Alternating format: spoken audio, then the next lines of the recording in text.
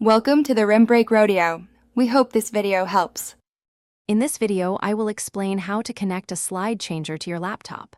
First, identify the connection type on your slide changer, which is typically USB-A or USB-C. Next, locate a compatible port on your laptop. Make sure your laptop is powered on and has sufficient battery. This initial step ensures a smooth and quick setup process for your presentation. Once connected, insert the slide changer's USB receiver into an available port on your laptop. Your operating system should automatically detect and install the necessary drivers within a few seconds. After installation, open a presentation and test the forward and backward buttons to confirm functionality. This quick check ensures your device is ready for use. If your slide changer isn't working, try plugging it into a different USB port on your laptop. Sometimes, a simple port change can resolve connection issues.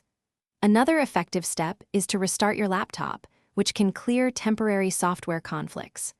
Also, ensure the slide changer itself has fresh batteries, as low power is a common cause of malfunction. For advanced use, explore your slide changer's additional features, such as a built-in laser pointer or a button to blank the screen. If your laptop has limited USB ports, a powered USB hub can be a great solution for connecting multiple devices.